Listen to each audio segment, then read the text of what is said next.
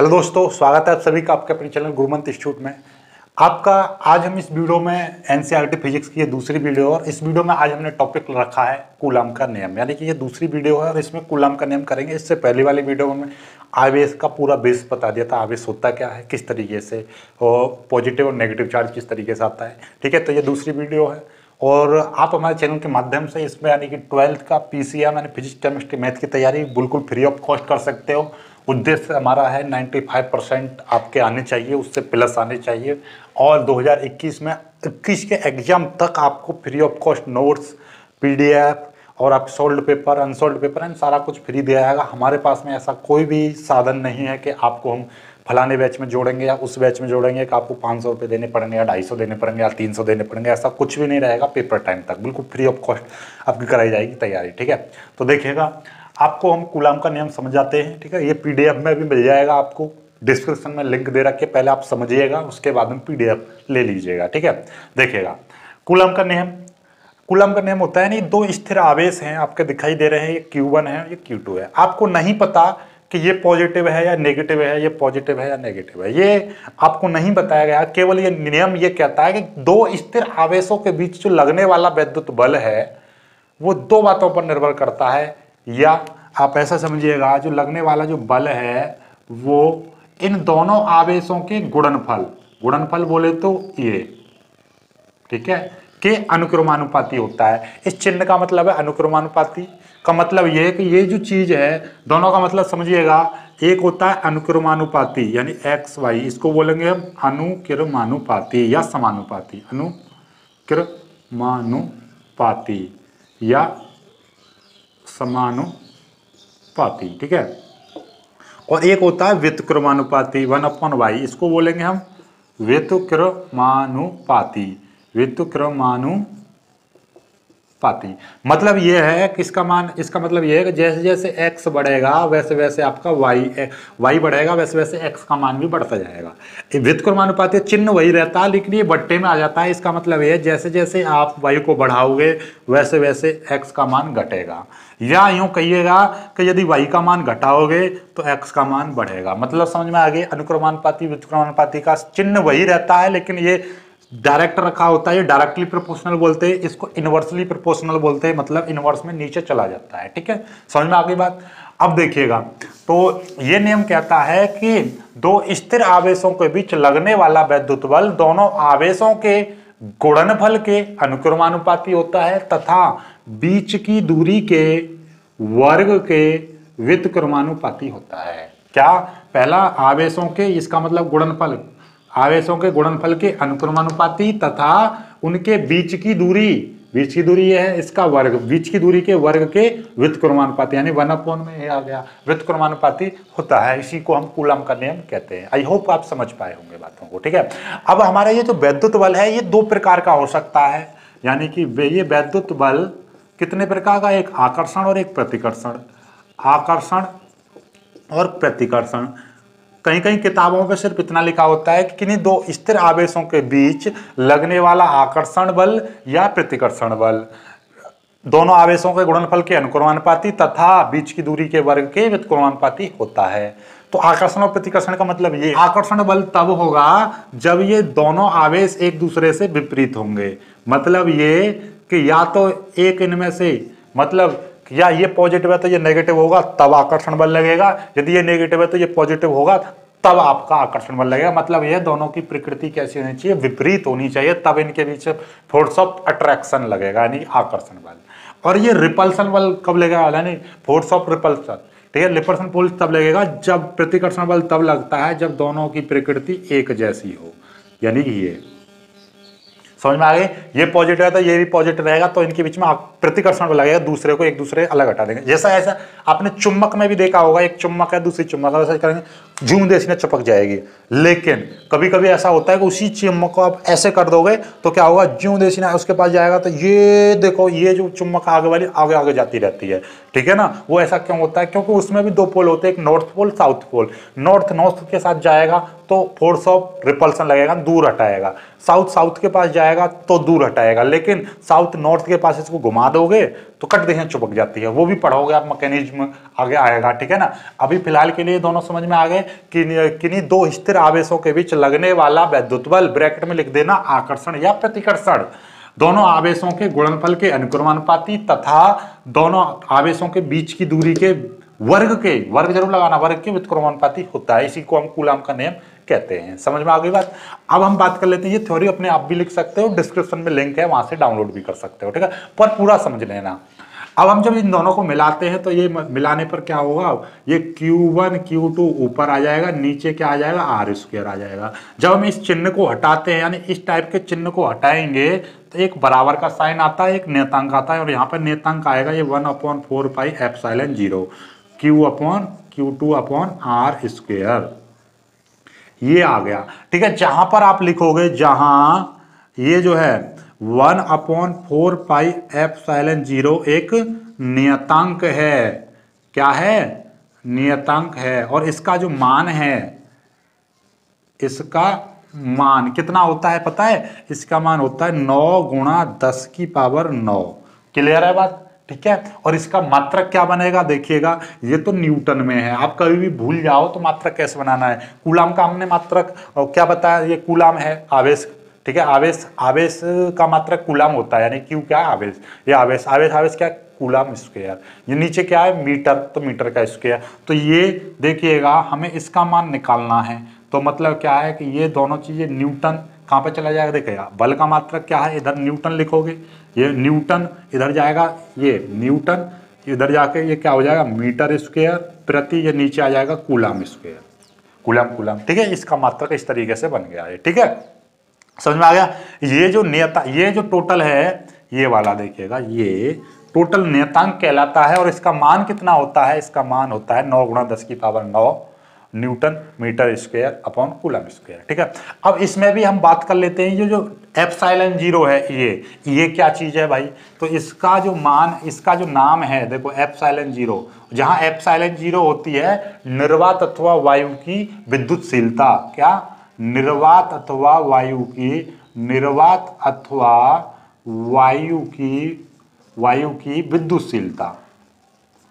विद्युतशीलता होती है, ठीक है। और इसका भी एक मान होता है, इसका मान कितना होता है, इसका मान होता है 8.85 × 10⁻12, ठीक है। इसका जो मात्रक होता है कूलाम स्क्वायर, इसका उल्टा कर दीजिए, कूलाम स्क्वायर प्रति न्यूटन मीटर स्क्वायर होता है। क्लियर है बात। इसका देखो, इसकी भी एक विमा होती है, इसकी भी विमा होती है। इसकी जो विमा है, यानी कि किसकी, ε0 की विमा, विमीय सूत्र, ये विमीय सूत्र जो एक आपका मात्रक के लूप ऊपर आता है कि इसका मात्रक क्या होता है बोर्ड में एग्जाम, और ये क्वेश्चन, और एक इस तरीके से आता है कि इसकी विमा क्या है। तो सब हर किसी की विमा अलग लिखते रहना, कंपटीशन में भी ये मोस्टली आते रहते हैं, ठीक है। तो इसकी जो विमा होती है m-1 L-3 T⁴ A⁴ ये है इसकी विमा, ठीक है। विमीय सूत्र इसका ये होता है।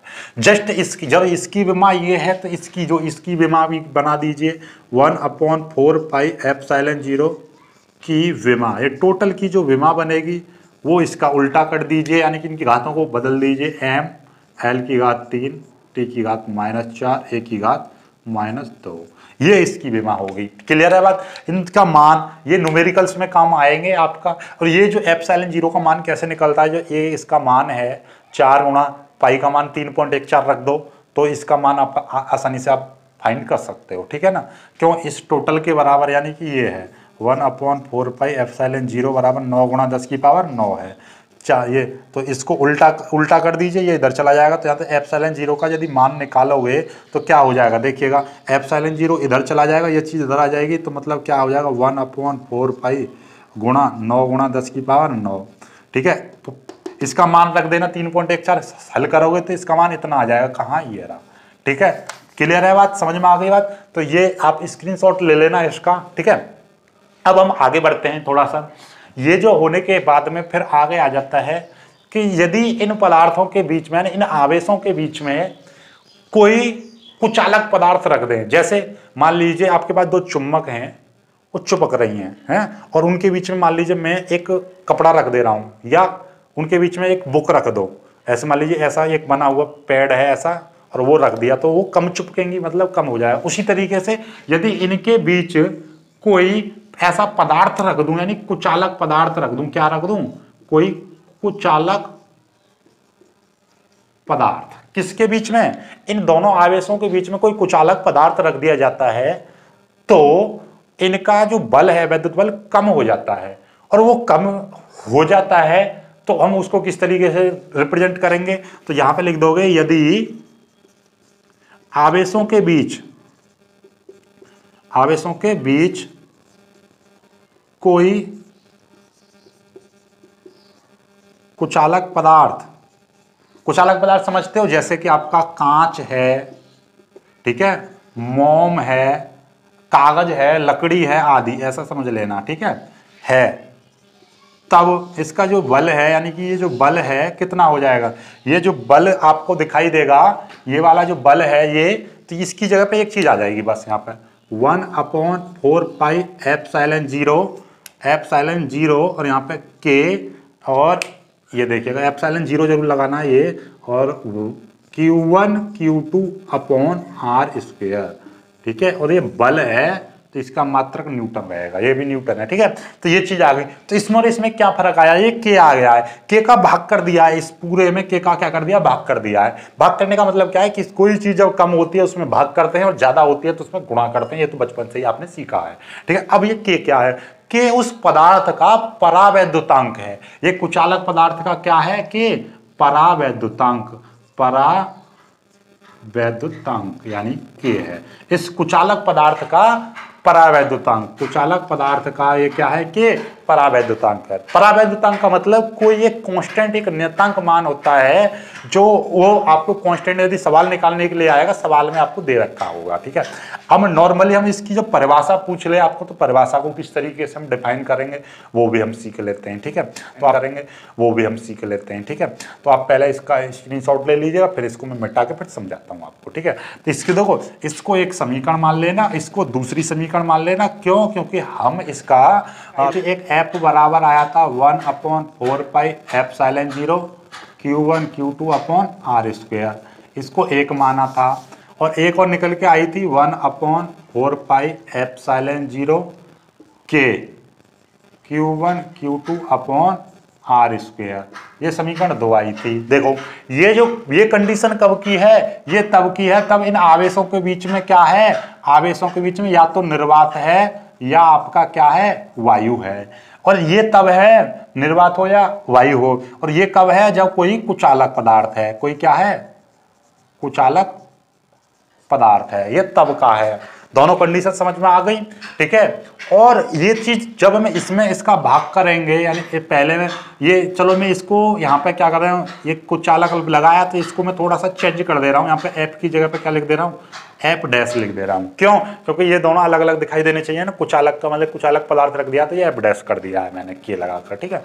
तो जब मैं इसका भाग करूंगा तो आपको क्या चीज दिखाई देगी, देखिएगा पहली समीकरण में दूसरी समीकरण का मैं भाग करूंगा तो एफ अपॉन एफ डैश, और ये देखिएगा ये पूरा का पूरा, देखो मैं नॉर्मली आपको समझाऊं, इससे ये पूरा का पूरा कट जाएगा, एप्सिलॉन जीरो, ये 1/k बचा, के ऊपर चला जाएगा, मतलब देखो इस टाइप से समझिएगा, ये आपका इस तरीके से दिखाई देगा 1/4 pi epsilon zero Q1 Q2 upon R square, ऐसे 1/4 पाई एप्सिलॉन जीरो के Q1 Q2 upon R square. ये देखिएगा इस टोटल से ये टोटल कट जाएगा, ए से ये कट जाएगा, ये ऊपर 1 बचा, ये 1/k बचा, के ऊपर चला जाएगा, तो मतलब क्या हो जाएगा 1/f डैश बराबर k हो जाएगा। समझ में आ गई। तो मतलब क्या है, एक तो ये चीज आ जाएगी, या हम इसको इस तरीके से लिख सकते हैं f बराबर k इंटू एफ डैश, ठीक है। समझ में आ गई बात, ये चीज हो गई। तो अब के की एक परिभाषा भी बन सकती है, क्या बनेगी, देखिएगा निर्वात अथवा वायु में किन्हीं दो आवेशों के बीच निर्वात अथवा वायु में जितना बल लगता है वो, और उन्हीं पदार्थों के बीच उसी दूरी पर एक कोई कुचालक पदार्थ रख दें, तो उस बल का जो अनुपात जो आएगा वो उन दोनों पदार्थों के बीच रखे पदार्थ का परावैद्युतांक कहलाता है। समझ में आ गई बात, यानी कि उसका परावैद्युतांक के बराबर आता है। मतलब समझे कि यानी कि मैंने एक पदार्थ है, आपको नहीं पता, ये रख दिया, कुछ बल पहले अभी निर्वात अथवा वायु है इनके बीच में, कुछ बल निकला, ये आया, ठीक है, एफ आ गया। दोबारा मैंने इस इन्हीं पदार्थों को दूरी नहीं हिलाई और ना ही ना आवेशों से कोई मतलब रखा, चेंज किया, लेकिन इनके बीच में मैंने क्या रखा, एक पदार्थ रख दिया। जब पदार्थ रखा तो क्या हुआ कि इनके बीच में फिर से कुछ बल आया, वो हमने बल निकाल लिया, कितना आया, जब बल आया तो वो थोड़ा कम हो गया, और वो कम कितना आया, एफ डैश आया।